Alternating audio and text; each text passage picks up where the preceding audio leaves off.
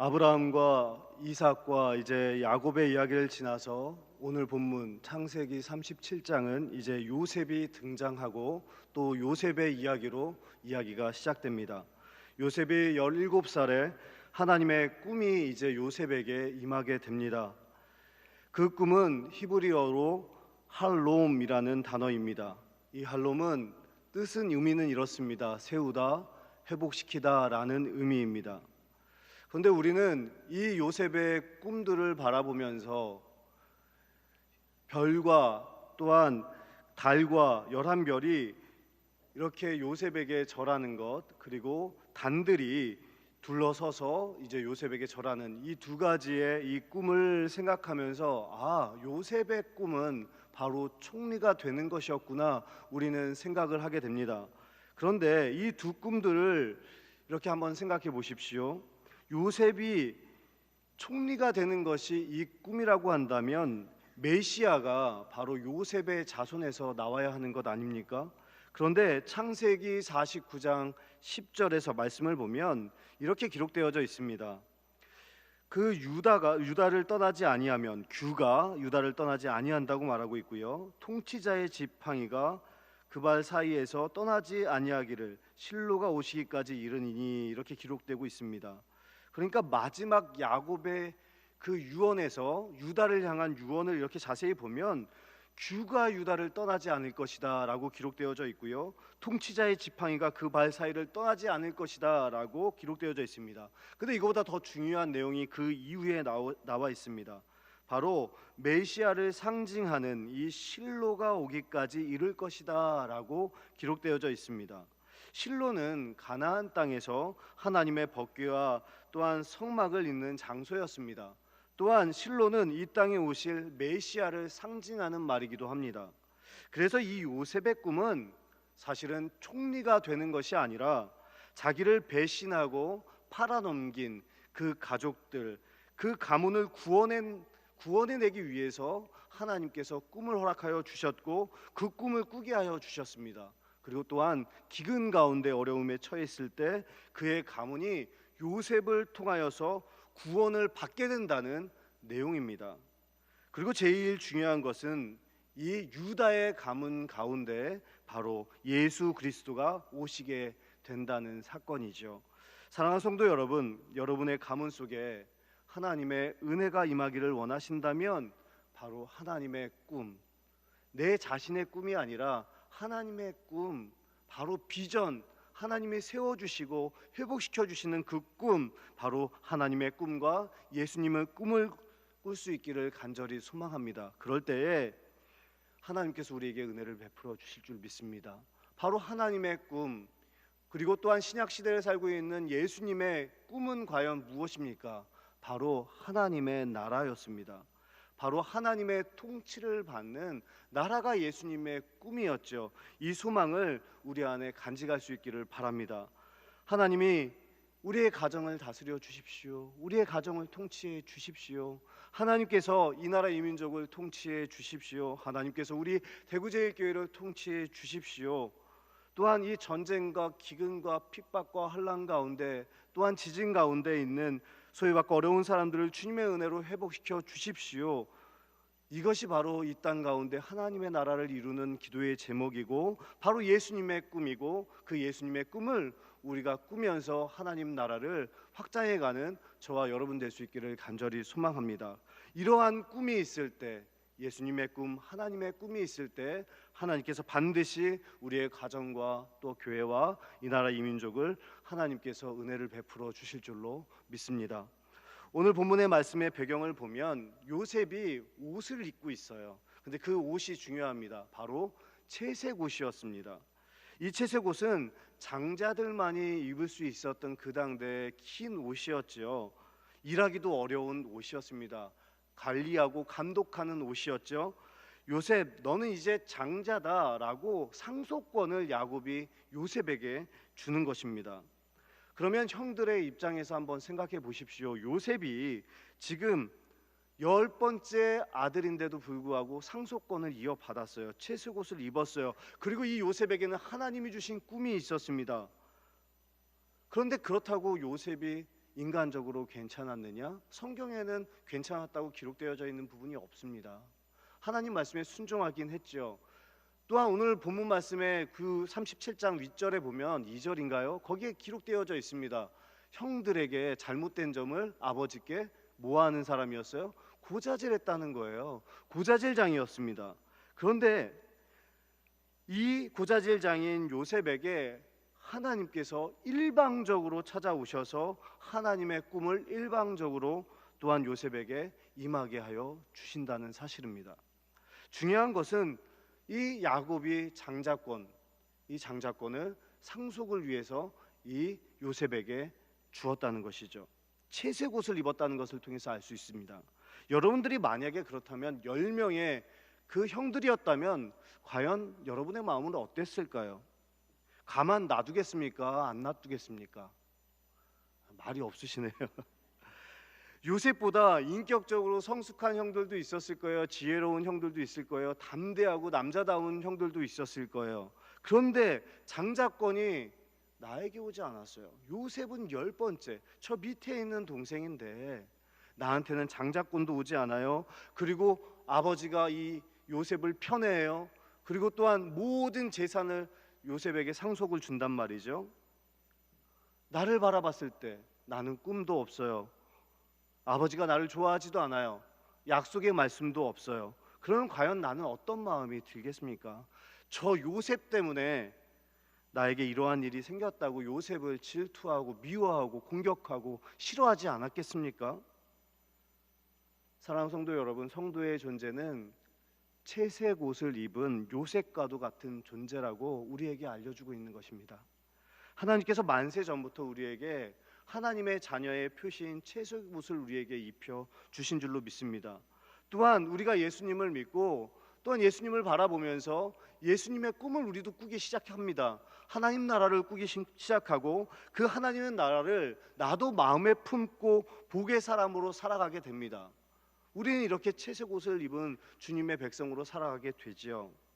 그런데 우리에게 또한 거기에 더불어서 하나님의 꿈을 알게 되고 그 꿈을 향해서 달려나가게 됩니다. 복음을 향해서 나아가게 됩니다. 믿지 않은 영혼들을 품으며 나아가게 됩니다. 그렇다면 성도들에게 찾아오는 것이 무엇일까요? 꽃길일까요? 환대일까요? 잘 먹고 잘 사는 것일까요? 아니요. 오늘 말씀은 구덩이라고 말씀하고 있습니다. 요즘 예수 믿는 사람들과 교회를 보면 얼마나 많은 공격을 당합니까? 세상 사람들로부터요. 그 이유는 교회가 도덕적으로 또한 무너졌기 때문입니다. 인격적이지 못하고 상식적이지 못하기 때문에 또한 욕을 얻어먹지요. 그리고 또한 만모니즘이 교회 안에 들어왔어요. 돈이 최고다. 또한 인본주의, 자기 숭배 사상 이런 것들이 교회 안으로 들어왔단 말이죠. 그리고 상식적이지 않은 사람들을 통해서 교회는 공격과 미움을 받습니다. 그런데 이러한 것을 통해서 우리는 욕을 얻어먹으면 안 되는 것이죠. 왜냐하면 예수 믿는 사람들이기 때문에 상식적이고 또한 더 도덕적이고 또한 물질적이지 아니하고 또한 생명의 떡인 예수님 안에서 그렇게 나아가야 하죠. 말씀에 순종하면서 나아가야 되죠. 세속주의를 막아내고 만모니즘을 막아내고 또한 교회 안에 들어오지 못하도록 우리가 문지기 역할을 감당해야 된다는 것이죠. 그런데 교회 안에 분쟁이 일어났을 때도 마찬가지입니다. 분쟁이 일어나지 않도록 우리가 기도해야 된다는 것이죠. 그런데 이런 것들은 우리 스스로가 노력하면은 막아낼 수 있습니다. 그런데 두 번째 공격을 당하는 이유가 중요한데요. 우리가 바로 채색 옷을 입었기 때문입니다. 하나님의 약속을 받았어요. 만세 전부터 하나님께서 우리를 불러 주셨습니다. 야곱을 선택하여 주셨듯이 일방적으로 하나님께서 우리를 택정해 주시고 선택해 주셨기 때문입니다. 이것을 어떻게 예서가 참을 수 있겠습니까? 어떻게 세상 사람들이 믿는 사람들을 가만두겠습니까? 여러분들을 미워하고 공격하고 또한 우리들은 구덩이에 빠질 수밖에 없다는 것입니다. 그런데 이것을 저와 여러분이 잘 감당해야 된다고 우리 하나님께서 우리에게 말씀하여 주십니다. 이제 요셉이 꿈을 꿉니다. 그 꿈을 이야기함으로 인해서 형들이 이제 더 강력하게 이 동생 요셉을 미워하게 됩니다. 그런데 어느 날 형들이 세겜 땅에 있대요. 그때 당시에는 야곱의 식구들은 어디에 살았냐면 헤브론에 살았습니다. 헤브론의 뜻은 하나님과 교제하는 장소였죠. 헤브론 마물에 뜨겁게 교제하는 장소에서 야곱은 거주하였는데, 이제 세겜 땅에 아들들이 가게 된 거죠. 목축을 하러요. 그러니까 궁금한 겁니다. 야곱이 그때 당시에는 하루 이틀 떠나는 게 아니라 10일, 20일, 30일 이렇게 떠나지 않습니까? 그래서 아들인 이 요셉에게 야곱이 한번 가봐라, 형들이 어떻게 있는지 궁금하다, 그리고 목축을 잘하고 있는지 한번 너가 가봤으면 좋겠다. 그리고 요셉을 세겜 땅으로 보냅니다. 한 70km가 넘은 거리를 요셉은 순종하면서 나아가죠. 근데 하필이면 갈 때 채색 옷을 입고 갑니다. 그런데 그 세겜 땅이 없는 거예요. 도단까지 가게 됩니다. 그러면 총 합쳐서 96km의 거리를 이제 순종하면서 가는 것이죠. 그런데 도단성에 있는 양들을 치는 형들이 이제 요셉을 발견한 겁니다. 그리고 발견하고 첫 번째 말을 합니다. 뭐라고 얘기하냐면 저기 꿈꾸는 자가 오는도다라고 말하고 있습니다. 근데 이 말이 좋은 말일까요? 조롱 섞인 말입니다. 이 꿈은 하나님이 주신 것인데 이것은 세상 사람들이 미워하는 거예요. 이 형들은 세상 사람들을 상징하는 말이지 않습니까? 이 10명의 형들은 세상 사람들처럼 이 꿈을 무시하고 또한 요셉을 무시합니다. 그리고 더군다나 이 요셉이 채색 옷을 입고 있으니까, 이 멀리까지 왔으니까 이때가 찬스다. 그리고 동생인 요셉을 결박해서 이제 죽이려고 합니다. 이때 갑자기 한 사람이 나타나죠. 바로 르우벤, 장자이지 않습니까? 르우벤이 나서게 됩니다. 죽이지 말자, 그냥 구덩이에 던져 놓았다가 나중에 구원해 주자, 구출해서 다시 아버지에게 돌려보내자라고 말합니다. 이 말을 들었을 때 우리는 어떤 생각이 납니까? 아, 역시 장자는 틀려도 틀리는구나, 어떻게 이렇게 좋은 생각을 하는고 라고 생각하죠. 근데 이 성경 말씀의 전체 상황을, 배경을 보면은요, 이해가 되지 않아요. 왜냐하면 아버지의 첩인 비라와 통간을 했던 사람이 누구예요? 바로 르우벤이에요. 그러면 이 장면이 조금 이해가 되지 않습니까? 왜 이렇게 얘기했는지. 아버지하고의 관계가 틀어진 것이 아닙니까? 아버지의 첩과 통간을 했는데요, 가만두겠습니까?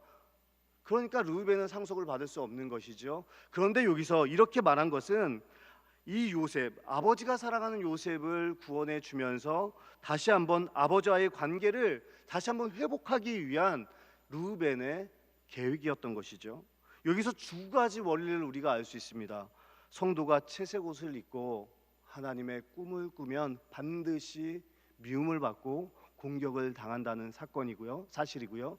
또 한 가지는 르우벤처럼 자신의 이익을 위해서 믿는 성도들을 이용하는 사람들이 생겨난다는 것이죠. 이제 요셉을 구덩이에 던집니다.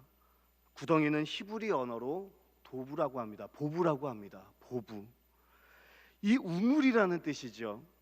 근데 물이 귀한 팔레스타인에 이 빗물을 받아가지고 저장하기 위해서 판 우물이라고 합니다. 그러니까 웅덩이죠.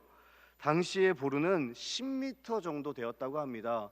겉은 들어가는 입구는 굉장히 좁고요, 그 안은 굉장히 넓다고 합니다. 또한 그 벽면은 너무나도 미끄러웠다고 합니다. 그러니까 이 말은 뭐냐면 그 당시에 17살이었던 이 요셉이 혼자서 자기의 힘으로 그 우물을 나올 수 없는 곳이라는 의미입니다. 절대 나올 수 없는 곳이 바로 이 구덩이였다는 것입니다. 하나님의 꿈을 꾸는 백성들, 채색 입을 입은 성도들, 하나님의 꿈을 꾼 사람들은 결국은 이렇게 구덩이에 빠지게 된다는 것입니다. 그런데 여러분, 한 번만 빠지면 얼마나 좋아요. 그런데 두 번, 세 번, 네 번 계속해서 우리는 구덩이에 빠질 수 없다는 사실입니다. 요셉을 보십시오. 한 번만 빠졌습니까? 이 구덩이에 한 번만 빠진 것이 아니었습니다. 나중에 보면 보디발의 집에 가서 그 아줌마의 유혹에 빠져서 그것을 벗어나려고, 신앙적이지 않기 때문에 벗어나려고 하다가 유혹을 거부하다가 감옥에 이제 갇히게 됩니다. 그 감옥은 토굴이지 않습니까? 이 토굴의 원문을 보면 바로 구덩이라고 기록되어져 있습니다. 요셉은 한 번만 구덩이에 빠진 것이 아니라 구덩이에 빠지고 또 빠지고 또 빠진 것입니다. 한번 해결을 받았으면은 모함을 받아서 또 구덩이에 빠지고 또 구덩이에 빠지고 그런 상태라는 것이죠. 이것을 보면서 성도의 인생도 이렇게 구덩이에 빠지는 인생이라고 우리에게 말씀하고 있는 것입니다. 예수님을 잘 믿으면 구덩이에서 빠져나오고 다시는 구덩이가 없을 것이다. 그리고 환대를 받을 것이다. 축복만 받을 것이다. 이런 말에 속지 마시길 바랍니다. 여러분들이 예수님을 잘 믿고 하나님의 자녀로 먹고 마시고 그렇게 하나님을 의지하며 살아가면 반드시 한 번, 두 번, 세 번 계속해서 구덩이에 빠지게 됩니다. 그런데 그 구덩이에 빠졌을 때 중요한 원리를 우리가 배우기를 원합니다. 첫 번째는 항상 좋지 않은 상황을 우리는 대비해야 된다는 것입니다. 거기에서 원망과 또한 불평 가운데 있는 것이 아니라 거기서 나에게 왜 이런 고난이 왔을까 다시 한번 생각해 보면서 그 상황들을 다시 한번 점검하면서 다시는 이 상황이 왔을 때 나는 이렇게 행동하지 말아야지 하고 결단하고 준비하고 연습해야 된다는 것입니다. 예전에 동계올림픽 쇼트트랙을 보신 적이 있으십니까? 3000m 계주였던 것 같습니다. 여자 선수들 계주였습니다. 근데 우리나라 선수들이 결승전에 진출했죠. 그런데 총 쇼트트랙 3000m는 몇 바퀴를 돌아야 되냐면 27바퀴를 돌아야 됩니다. 27번을 돌아야 되는데 이제 2바퀴를 돌다가 우리나라 선수가 넘어지고 말았습니다. 혹시 기억나십니까?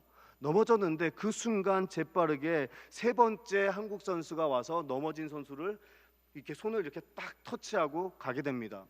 그런데 터치하고 가더라도 넘어졌기 때문에 일단은 1등하고의 거리는 굉장히 엄청난 거리로 벌어지게 됩니다. 그런데 더 놀라운 것은 역전해서 우승까지 합니다. 더욱 놀라운 사실은 올림픽 신기록으로 우승하고 금메달을 따게 됩니다. 그런데 이 선수에게 물어봤어요. 어떻게 해서 이렇게 금메달을 딸 수 있냐? 어떻게 해서 한국 선수들이 이렇게 잘할 수 있냐? 그랬더니 뭐라고 하냐면 항상 좋지 않은 상황을 대비하고 연습했다고 합니다. 넘어지면 바로 가서 터치하는 훈련들을 했고요. 정말 어려운 훈련들을 다 준비하면서 그렇게 감당했다는 것입니다. 쇼트트랙 선수도 이렇게 대비하고 연습한다고 합니다. 내 인생 속에서 내 사업이 망해요. 물질적으로 갑자기 어려워집니다. 내 인생 속에서 사랑하는 가족이 갑자기 하나님의 부르심을 받고 떠나게 됩니다. 내 자녀들이 갑자기 어려움이 닥치게 됩니다. 그리고 결국에도 큰 웅덩이인 죽음이 우리에게도 찾아오게 됩니다. 우리는 구덩이에 빠지게 되지요.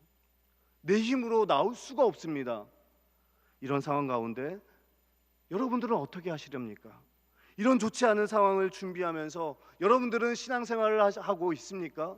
하나님을 전적으로 의지하면서 나아가고 있습니까? 사랑하는 성도 여러분, 하나님의 백성들은 하나님의 꿈을 가지고 있기 때문에 또한 채색 옷을 입었기 때문에 구덩이에 빠지게 됩니다. 그래서 그 구덩이에서 절망하고 좌절하고 끝나는 것이 아니라 거기서 연습해야 됩니다. 앞으로 더 큰 웅덩이가 닥치니까요. 그래서 나에게 올 것이 왔구나. 우리에게 암이 안 찾아오리라는 법이 어디 있습니까? 우리의 자녀가 어렵지 않으라는 법이 어디 있습니까? 오늘 보십시오. 요셉도 구덩이에 빠졌습니다. 하나님의 말씀에 순종하면서 그렇게 나아갔는데도 구덩이에 빠지지 않습니까? 우리도 빠진다는 거예요. 그런데 놀라운 사실이 있습니다. 구덩이에 빠졌을 때 그 순간에도 하나님의 구원의 은혜가 임하여진다는 사실입니다. 하나님이 우리에게 그 어렵고 힘든 상황 가운데 힘을 주세요. 구덩이에 빠지게 하는 것은 거기에 가서 빠져 죽으라고 거기에 빠뜨리는 것이 아닙니다. 내 힘으로 안 된다는 사실을 깨달으라는 거예요. 그리고 하나님의 힘을 힘입어서 나오라는 것입니다. 그래서 나중에 또 구덩이가 발생했을 때 하나님의 힘을 힘입어서 다시 한번 일어나고 다시 한번 일어나고 하나님의 사람으로 일어나라는 하나님의 음성인 줄로 믿습니다. 이제 요셉이 유다의 손을 통해서 구덩이에서 건짐을 받습니다. 그리고 어디로 팔려갑니까? 보디발의 집으로 팔려갑니다. 노예로 팔려가지요. 보디발의 집에서 보디발의 아내에게 유혹을 또 당하지 않습니까? 다시 감옥이라는 구덩이에 다시 한번 빠지게 됩니다.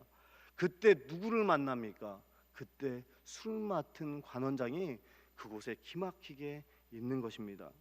그리고 그 관원장의 꿈을 해석해 줍니다. 이것이 계기가 되어서 그 당대 최고의 권력이었던 바로의 곁에 가까이, 좀 더 가까이, 좀 더 가까이 가는 계기가 됩니다. 여러분께 한번 여쭤보겠습니다. 요셉은 자기가 총리가 될 것을 알고 이 길을 갔을까요? 아니면 그냥 갔을까요? 당연히 몰랐을 것입니다. 그냥 그날 하나님의 은혜로 살았을 것입니다. 버텼을 것입니다. 견뎠을 것입니다. 이 바로에게 가는 과정이 이 구덩이였다는 사실을 아마 요셉은 몰랐을 것입니다. 그런데 우리의 눈에는 보이지 않습니까? 우리는 이 내용을 다 알고 있기 때문에 은혜가 되지만 요셉은 볼 수 없었을 것 같아요. 믿음의 눈으로 볼 수 없었을 것 같아요. 왜요? 힘드니까요. 고통스러우니까요. 사망의 음침한 골짜기여서 이성적으로 판단이 안 들었을 것 같습니다. 그런데 그럼에도 불구하고 그래도 하나님을 바라보려고 의지를 가지고 나아가지 않았을까요?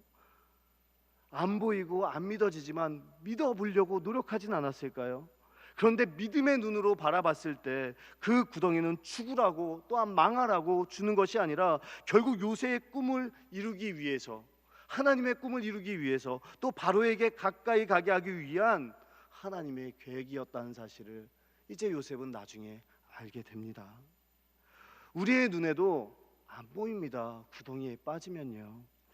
그리고 보이지도 않고 힘듭니다. 사망의 음침한 골짜기인데 어떻게 이성적으로 판단하고 어떻게 더 믿음을 가지고 나아갈 수 있겠습니까?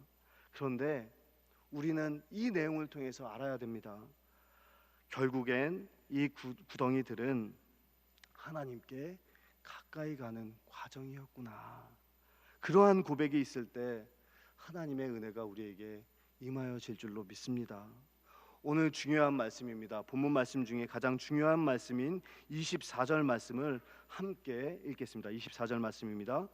그를 잡아 구덩이에 던지니 그 구덩이는 빈 것이라 그 속에 물이 없었더라. 아멘. 이 구덩이 안에도 하나님의 은혜가 있었습니다. 구덩이에 누가 잡아서 던졌어요? 그들이 잡아 던졌는데 그들은 형들이었죠. 그런데 요셉이 그 웅덩이에 던져졌을 때 물이 없었어요. 마른 웅덩이였다는 사실입니다. 물이 마르지 않았다면 요셉은 거기서 어떻게 됐을까요? 그 10m가 넘는 그 웅덩이에서 죽었을 것입니다. 이것을 통해서 알 수 있는 것은 구덩이에 빠지더라도 다 죽는 것은 아닙니다. 살아있도록 하나님께서 은혜를 베풀어 주신다는 것이죠. 하나님이 도와주신다는 것입니다. 이 구덩이 안에서 은혜가 있다는 것을 발견할 수 있기를 원합니다. 여러분 안에도 구덩이가 있습니까? 그러면 그 안에서 하나님의 은혜를 발견하십시오. 요셉이 그 감옥 안에, 그 토굴 안에 갇혔을 때도 마찬가지입니다. 최측근이었던 이 술 맡은 관원장이 거기서 기가 막히게 갇혀 있었습니다. 그 구덩이 안에서도 은혜가 있다는 사실을 우리에게 알려주고 있습니다. 그 꿈을 통해서 바로에게 가까이 가게 되고 하나님의 꿈에 가까이 가게 됩니다. 구덩이 안에서도 하나님의 이러한 은혜가 있게 됩니다. 여러분 가운데 혹시 구덩이에 빠진 분들이 있습니까? 그 구덩이 가운데 물이 말랐더라. 그 가운데 술 맡은 관원장이 미리 있더라. 이러한 하나님의 은혜를 또한 발견할 수 있기를 바랍니다. 이제 결론 말씀입니다. 그러면 이 구덩이 속에서 만난 가장 깊은 은혜를 이 시간 나누기를 원하는데요. 그것은 바로 자기 스스로 나올 수 없는 그 구덩이에서 누가 이 요셉을 구원해 줍니까? 유다가 꺼내 줍니다. 유다가요. 요셉은 이해할 수 없었을 거예요. 왜 유다가 꺼내줬지? 유다 형님이 평소에 나를 많이 좋아했었나? 라고 생각할 수도 있었지만, 그런데 더 큰 그림으로 보면 유다의 자손 중에서 누가 나타나십니까? 예수님이 오실 거라는 사실을 아마 요셉은 아마 몰랐을 것입니다. 그런데 우리는 알고 있잖아요. 유다의 자손 중에 예수님이 나옵니다. 이 말씀은 결국 우리의 인생도 죄의 구덩이, 사망의 구덩이, 또한 물질의 구덩이, 관계의 구덩이, 우리의 힘으로 빠져나올 수 없는 그 구덩이 가운데 우리를 건져내실 분은 누구라는 사실입니까? 바로 오직 예수님이라는 사실을 우리에게 이 요셉 사건을 통해서, 유다가 건져주시는 이 사건을 통해서 우리에게 알려주십니다. 또한 우리의 마지막 가장 큰 구덩이가 무엇입니까? 죽음은 반드시 우리에게 찾아옵니다. 그 죽음의 권세들을 십자가의 보혈로 다 씻어주십니다. 또한 성도는 하나님을 경외하는 사람들이 성도이지 않습니까? 또한 하나님을 경외하는 사람들은 하나님께서 함께해 주신대요. 그래서 모든 결박을, 육체의 결박, 관계의 결박, 모든 결박을 예수 그리스도의 보혈로 끊어주시겠다고 시편 말씀을 통해서 우리에게 약속해 주시지 않습니까? 오직 그 십자가의 예수님께서, 부활하신 예수님께서 우리를 구덩이에서 건져내 주실 줄로 믿습니다. 이 약속의 말씀을 믿고 의지할 수 있기를 바랍니다. 사랑하는 성도 여러분, 여러분들은 채색 옷을 입고 있습니까? 하나님의 꿈이 있습니까? 예수님의 꿈이 있습니까? 하나님의 나라를 마음에 품고 살아가십니까? 그렇다면 여러분들에겐 반드시 구덩이가 찾아옵니다. 그런데 그 구덩이 속에서 원망하지 마십시오. 불평하지 마십시오. 그 구덩이 안에서도 하나님의 구원의 은혜가 있음을 발견할 수 있기를 바랍니다. 하나님의 은혜가 있음을 믿기를 바랍니다. 그리고 우리의 모든 결박을 예수 그리스도의 보혈로 끊어주실 분이시 바로 예수님이라는 사실을 우리가 믿으며 그 십자가의 보혈에 힘을 힘입어 살아갈 수 있기를 간절히 소망합니다. 구덩이에 빠진 이 요셉의 마지막 고백을 함께 마지막으로 한번 읽어보겠습니다. 50장 20절 말씀입니다. 50장 20절 말씀입니다. 제가 읽어드리겠습니다. 당신들은 나를 해하려 하였으나 하나님은 그것을 선으로 바꾸사 오늘과 같이 많은 백성의 생명을 구원하게 하시려 하셨나니. 아멘. 그 절망의 순간에도 하나님께서는 일하고 계셨다는 거예요. 그 구덩이의 가운데 우리가 있을 때도 하나님께서는 일하실 줄로 믿습니다. 요셉뿐만이 아닙니다. 성경에 기록된 많은 사람들을 보십시오. 사자굴에 갇힌 다니엘을 보십시오. 감옥에 갇힌 베드로를 보십시오.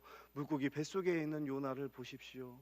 많은 성경의 인물들을 보십시오. 골리앗 앞에 서 있는 그 소년 다윗을 보십시오. 38년 된 병자를 보시고 의심이 많은 도마를 보십시오. 다 하나님께서 세워주셨어요. 회복시켜 주셨습니다. 하나님의 사람으로 만들어 가 주셨습니다. 그 웅덩이에서 건져내 주시고 선하게 인도하여 주셨던 그 하나님께서 우리의 삶 가운데 웅덩이에 빠졌을 때 하나님을 의지하고 하나님의 꿈을 꾸고 하나님을 전적으로 의지하며 나아갈 때 하나님께서 세워주시고 회복시켜 주셔서 하나님의 사람으로 만들어 가실 줄로 믿습니다. 그리고 하나님의 꿈을 우리를 통해서 이루어 가실 줄로 믿습니다. 그러한 믿음의 사람들, 그 빈 웅덩이의 은혜를 날마다 생각하며 나아가는 믿음의 백성들 될 수 있기를 간절히 소망합니다. 기도하겠습니다. 하나님 감사합니다.